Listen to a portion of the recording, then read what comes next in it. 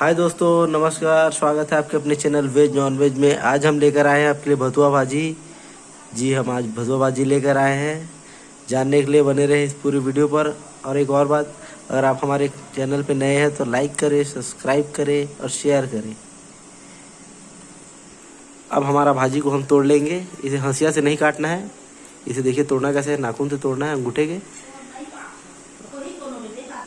इस भाजी को हम मसूर के साथ बनाएंगे। हमारे छत्तीसगढ़ में काफ़ी फेमस है ये मसूर और भथुआ भाजी। देखिए ऐसे छोटे छोटे तोड़ लेंगे हम इसको। हंसिया वगैरह से नहीं काटेंगे, इसी तरह से हम पूरा तोड़ लेंगे। और ये हमारा इसलिए थोड़ा सा मुरझाया मुरझाया दिख रहा है कि हमारे से गलती हो गई। हम इसे बाहर रख दिए थे और धूप लग गया इसमें, इसलिए ये मुरझाया सा दिख रहा है। बाकी ये ख़राब नहीं हुआ है। इसी तरह हम पूरे को तोड़ लेंगे। हमारा मसूर को हम 1 घंटा पहले भिगा दिए। देखिए 1 से 2 घंटा में भीग जाता है मसूर दाल। और भाजी के क्वांटिटी के हिसाब से रहता है। हमारा 6 से 7 जूरी है भाजी, इसलिए हम 100 ग्राम ही इसे भिगाए हैं। आप स्वाद के लिए ज़्यादा भी कर सकते हैं। हमारा भाजी काफ़ी अच्छे तरीके से तोड़ लिए हैं। अब इसे 3 से 4 पानी हम धो देंगे। हमारा भाजी को धो लिए है और मसूर को भी धो के इसमें डाल दिए हैं। अब हमारा टमाटर 5 से 6 ले लेंगे। इसको अच्छे छोटे छोटे पीस में काट लेंगे।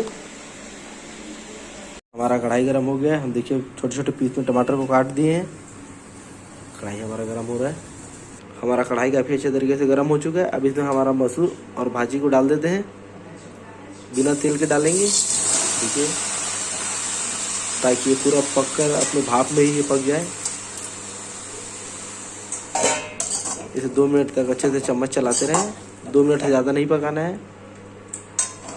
अब इसमें हमारे एक किनारे पे हम कटा हुआ टमाटर डाल देंगे और इसे अच्छे से पकने देंगे। अब हम ढक्कन लगा देते हैं और इसे पकने देते हैं। 2 मिनट तक पहले पकने देंगे इसको। देखिए काफ़ी अच्छे तरीके से भाप बना रहा है और हमारा भाजी पक भी रहा है।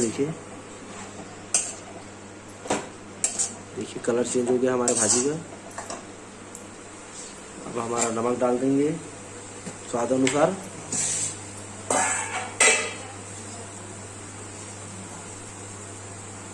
अच्छे तरीके से चम्मच चला लेंगे इसको।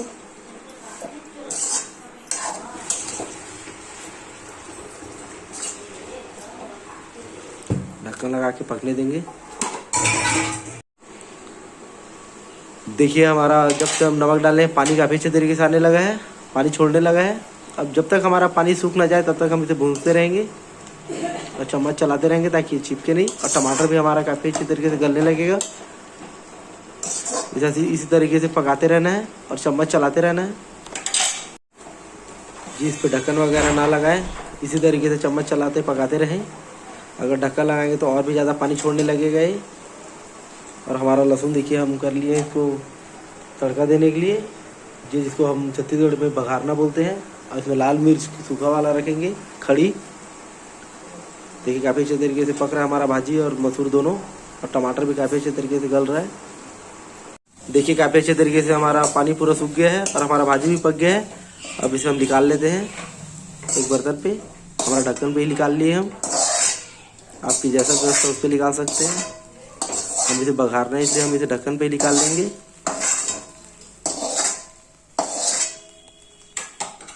अब इसमें हम डाल देंगे 2 से 3 चम्मच हमारा सरसों का तेल और इसे अच्छे से गर्म होने देंगे।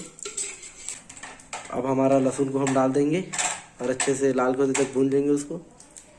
2 टुकड़ा में हम तोड़ लिए हैं उसको।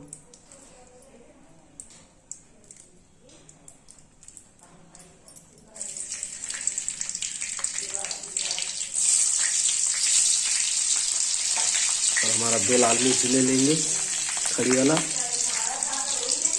हमारा काफ़ी अच्छे तरीके से लाल होते तक भुजा के अब इसमें डाल देंगे हमारा लाल मिर्च सूखा वाला। अब हमारा भाजी भी इसमें डाल देंगे और ढक्कन लगा देंगे भाजी डाल के।